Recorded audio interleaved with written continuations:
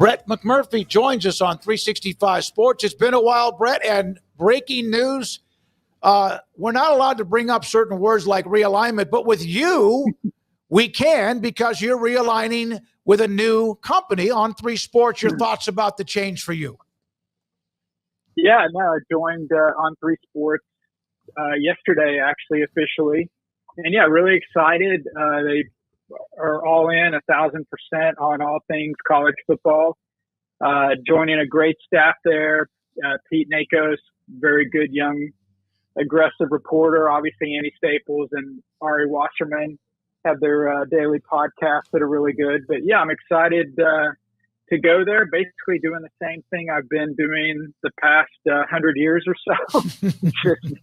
just doing it for On 3. And hey, look, I'll talk realignment all you want, but yeah, it's fun to do it, and good timing right before I fill out my Big 12 media poll and head to Frisco for Big 12 media.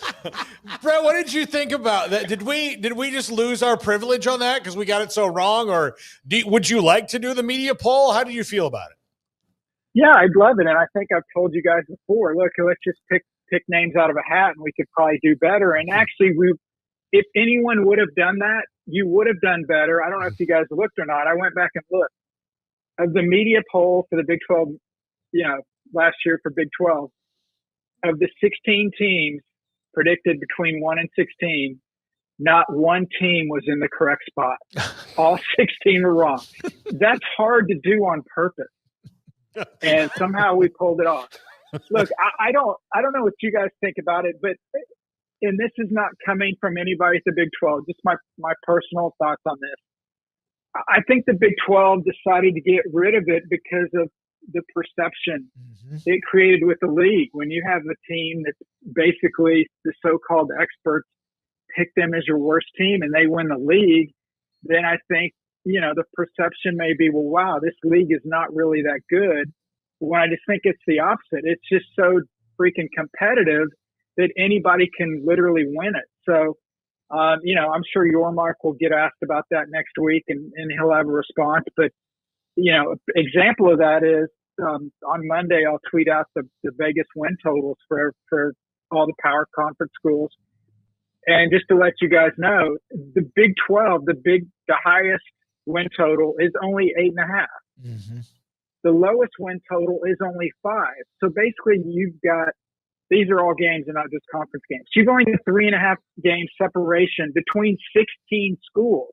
And when you look at the other power leagues, Big Ten, SEC, and ACC, the difference between the top team and the bottom team is either 7.5 wins, 7 wins, or 6 wins. So they have and have not. So those teams at the top can take advantage of the teams at the bottom. The problem for the Big 12 is, not the problem, but the challenge is they don't have any, quote, teams at the bottom. They're that equal. And it doesn't mean they're all bad. Doesn't mean they're all good. It's just they're that competitive and there's not a lot of separation. And so going back to your original question, I just think they didn't like the perception that the worst team won the league. And you guys know how everybody's worried about perception these days. But we'll see what Yormark has to say. But again, this year, it's as crazy as ever. I picked Utah to win it this year. So, they'll probably go 1-11, but they've got as good a chance as anybody. And I think on your show last year, you asked me who I liked, and I said, well, it's easier to name the schools that have no chance. And I said Arizona State was one of those schools. So, yeah, what do I know? Yeah, Brett, I think also, 8 teams over 2 years coming in, mixing with 8 teams they haven't been mixing with. I mean, you've got this weird batch of teams all figuring each other out and figuring out they're all pretty equal. And, yeah, I mean, it doesn't sound like Vegas is all that confident if they had to put a media poll out either. Pogo! Earn and save on everything. Join over 2 million people who use Pogo to save on their everyday finances while getting paid for their data. Earn rewards on every purchase seamlessly. Save on finances automatically. Make your data work for you. Take control of your data and how you monetize it. Get paid whenever your data or opinions are used for market research and personalized ads. Get paid for your data transparently. Automatically find ways to save money on bills, insurance, and bank fees. Download the Pogo app to get started at joinpogo.com. No, they're not. And I just think, Vegas does it based on the power ratings. And basically the power ratings, you've got these teams that are not that rated that high or that low. from the other teams. I mean, in the other leagues, you've got Ohio State and Oregon. They're light years ahead of everybody. And Penn State, light years above everybody in the Big Ten. In the SEC, you've got Georgia and Texas, maybe Alabama, but again, they're on a different level than everyone else in the SEC. The ACC, you've got Clemson. They're projected to win 10 games. So part of that is the strength, their strength of the programs. Other of that is the schedule. And so, look, the Big 12 is just so freaking competitive. It's hard to say anyone is the clear-cut favorite. Which is funny. Arizona State, Kansas State, and Texas Tech have the highest win totals at 8.5. And, a year ago, we're wondering if Arizona State could win 2 games, and now they've projected to have one of the better seasons. So it's just difficult. And then, again, I would add, look, if Arizona State doesn't run that blitz on 4th down, they beat Texas and advance in the playoffs, but, woulda, coulda, shoulda doesn't matter. So obviously they held their own, but that's just kind of some of the challenges the Big 12's facing coming into this season is they're just so freaking even that it's going to be hard for anybody really to establish themselves and pull away from the pack. So last year, like you, I picked Utah to win the Big 12. You're picking them this year. I was very wrong last year. I think you've got a much better shot this year. Why the Utes? Because there is all this love for ASU and Texas Tech and Kansas State and even Baylor amongst some others. But why Utah? Yeah, well, I mean, I was on the Utah train last year too, I think. And look, they were decimated by injuries. Obviously, Cam Rising, and then they've just lost a boatload of players to injuries last year. I don't see them having that type of non-success, if you will, multiple seasons. The thing that I really like about them is they usually, with Kyle Whittingham, they're usually going to be very good on defense. They're usually very good on the defensive line. That's what's made them very successful. Now you have a different look on offense. You bring in new offensive coordinator Jason Beck from New Mexico and transfer Devin Dampier. So if people have not seen him, the guy is unbelievable dual threat. He ranked fourth New Mexico was fourth nationally last year in total offense behind Dampier.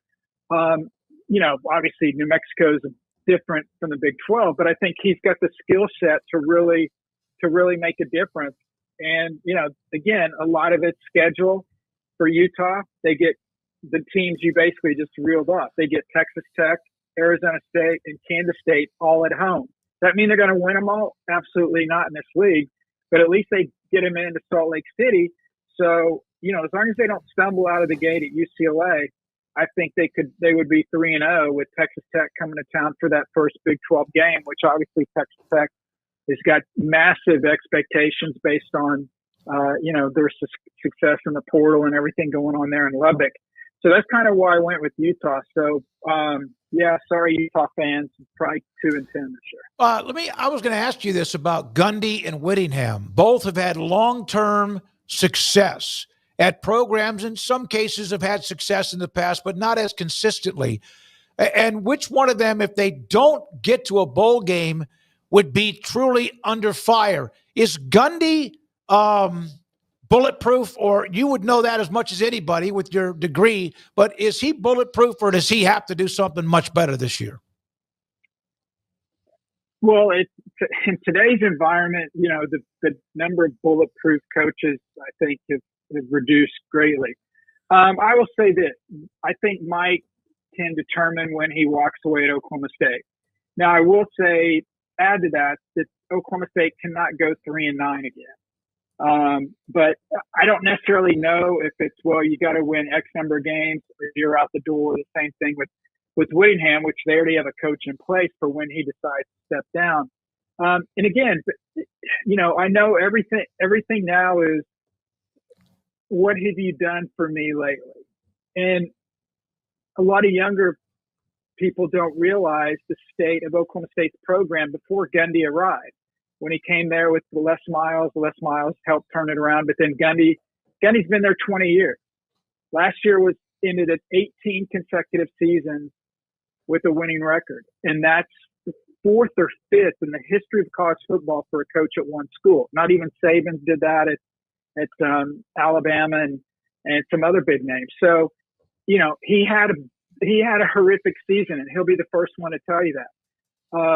If he has another horrific season, is his future there in danger? I'd say anything's possible.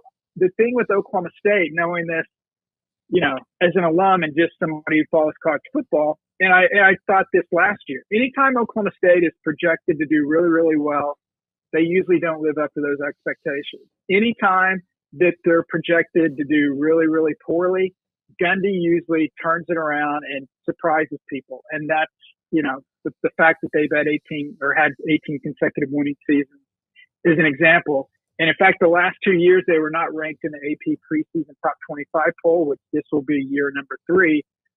Oklahoma State finished the year in the top 15. So I'm not saying Oklahoma State's going to be in the top 15, but I also know Gundy's history and track record, and I think he'll turn this thing around and get them back to being obviously more competitive. And last year, it was just whatever could go wrong went horrible.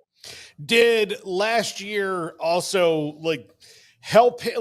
I know he's I don't know, he was kind of standoffish about. He doesn't, he's not the guy who gets deep into the weeds anyway in the press conferences. But when it came to, where they were, financially, with NIL and all those things, that did this allow him to maybe get some of those assurances a little bit more, saying look, we're 3-9. If you want me to do a wholesale roster takeover, we got to do this together, even though that was very contentious. Yeah, I think that helped. Also, I'm sure you guys are aware, he's got 2 new coordinators. Mm-hmm. In fact, his entire staff is brand new. So it's basically, it's a clean slate. There was some stuff going on behind the scenes. The former university president is no longer there. She was a supporter of Gundy. Did that impact her, stature at Oklahoma State? I'm not going to go down that path, but there are some people who think that contributed to her no longer being at OSU. I don't know if I buy that or not. So I think kind of what you brought up, I think that's part of it. I think it's and look, I've had people, not specifically Gundy, but other coaches and other ADs tell me this, especially now. It's if you're at a university, you've got a shelf life, and it's usually around 5 or 6 years. And at that point, no matter what happens, unless you're Saban, people get tired of you. And the thing is, but when you're having success, the people that are tired of you can't really say anything. But then if you have a bad season, well, now they come out of the woodwork because they've been waiting for you finally to slip up. So, I think that was kind of the case with Gundy. But, I think he's got assurances of what he can do. And obviously, look, if you're not all on board with NIL and paying your players and all those things that we have going forward, look, it doesn't take a rocket scientist. You realize you can't survive, and you've got to you either have to do it, or you might as well drop down to D2 or something. Brett, what have you made of all the talk, speaking of NIL, about Texas Tech and their big moves this offseason? And that adds a lot of pressure, but they seem to be embracing that. You picked Utah, but I think you also mentioned them as one of your contenders. But just what do you make of all the noise the Red Raiders have been making and kind of rubbing some people the wrong way who don't expect a school like them to be going toe-to-toe, paying players and landing big stars like some of the Ohio States and UTs of the world?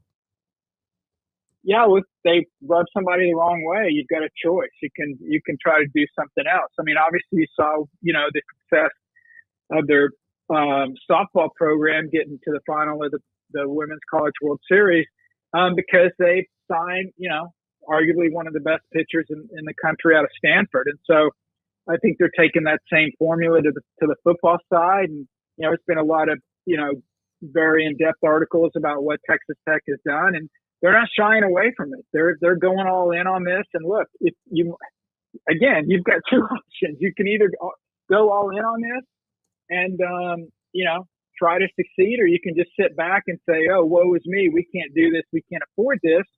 And then see what your fan base thinks of that. So, people are jacked up in Lubbock. Make no mistake about it. And that Big 12 opener at Utah, it should be give us an idea.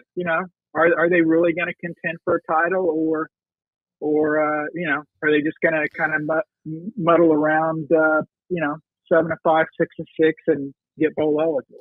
I saw your tweet with, I think it was Circus Sports, the Heisman Trophy, Arch Manning at the top. There's Nussmeier and others.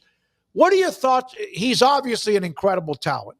We know the lineage, the history, tradition, but he's also the quarterback of a team loaded, even with some parts to replace, and an incredible play caller as a head coach. Your thoughts about the expectations with Arch Manning? Well, the expectations are, how many games can you play? 16, 17-0? I mean, Paul Feinbaum said he's the best quarterback since Tim Tebow. I'm like, hold on there, Paul. Come on. I know you're Mr. SEC, but I think you're taking it a little bit too far.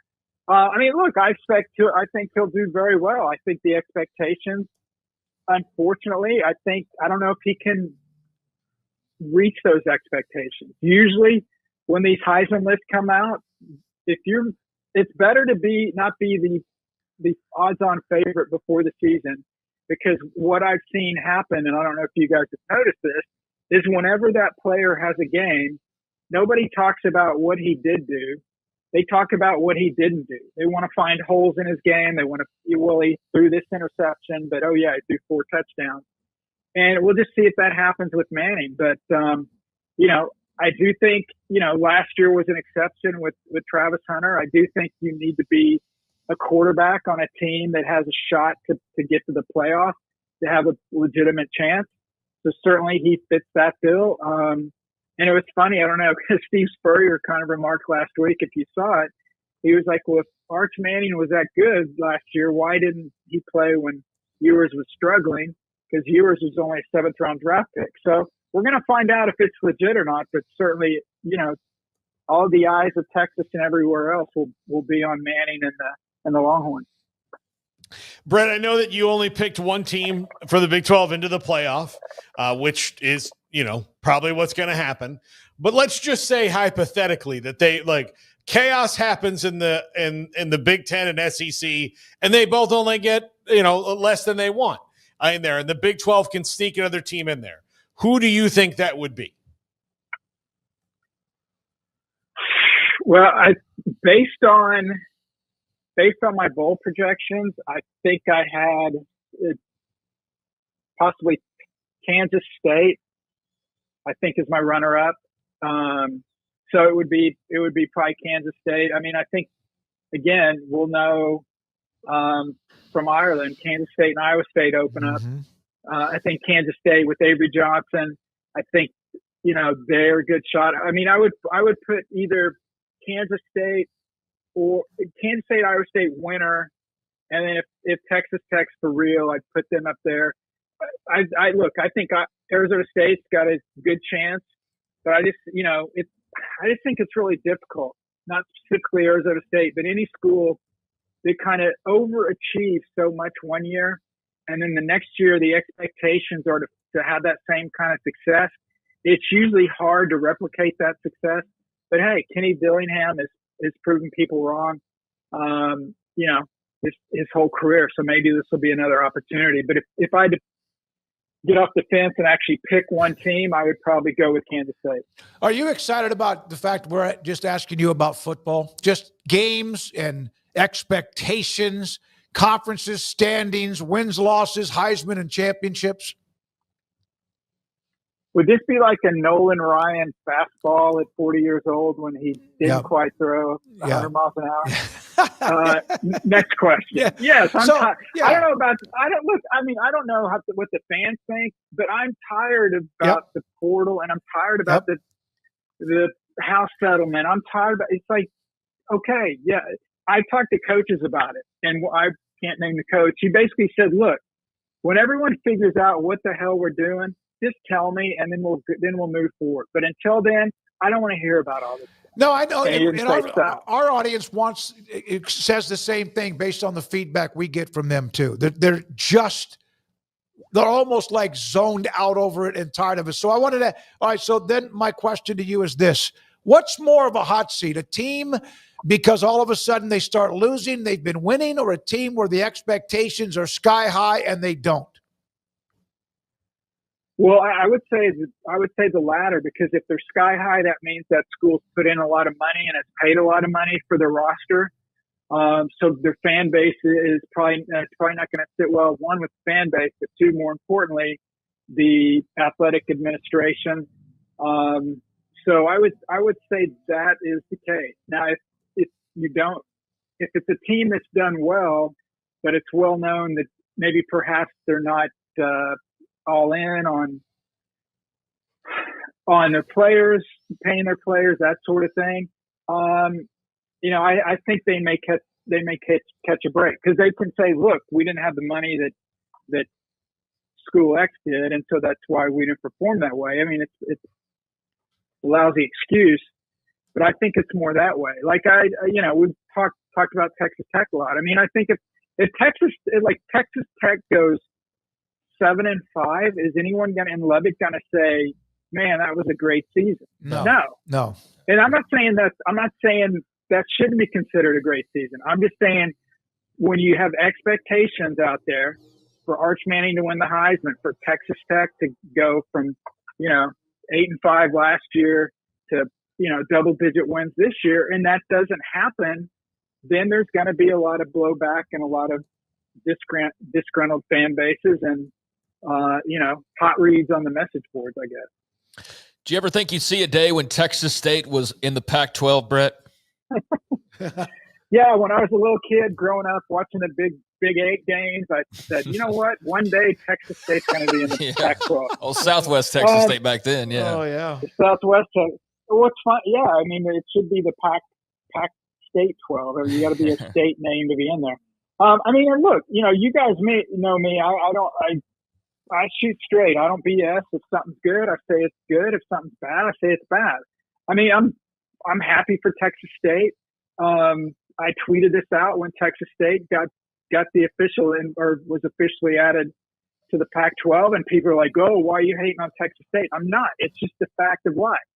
In the college football playoff, they had the Sun Belt's worst league record in the Sun Belt. Now they've gone to bowl games the last 2 years. Doesn't mean what has happened the last 11 years is going to predict what's going to happen moving forward.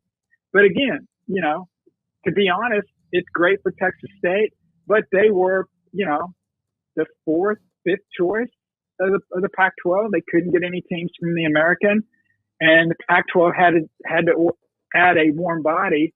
So more power to them. I hope they kill it there. I hope they win the league. But now they're, moving from one group of 5 conference to a group of 6 conference. Last question. Brett, how many media days will you get to this year? I'm only doing 3. I'm doing Big 12, Big 10, and SEC. The Big 10 and ACC conflict, so you got to choose. So I'm like, Charlotte or Vegas? Boy, where am I going on this one? I miss the old days. We're talking about the Pac-12 when there was the power. We had the Power 5, and there was one year a few years ago where I actually went. They were surprisingly on different schedules, which I've never known why the conferences can't get together and schedule them on different times so people can showcase just their conference when nobody else is going on. But and I'm expecting that, and they can't even figure out what they want for the playoff. But anyway, one year I did hit all 5 Power 5 conference media days, and it was kind of similar to the Tiger Slam that year when he won all 4 majors, but not in the same year. So. I love it. Those days are long gone. So now we're down to 4, and a couple of years from now, who knows what we're down to. Thank you, man. On3 is lucky to have you. We appreciate it, and we'll see you in Frisco next week. Appreciate your time, Brett. Have a great week. You got it, guys. See you in Frisco. Brett McMurphy, on3.com, and started that, in fact, on July the 1st.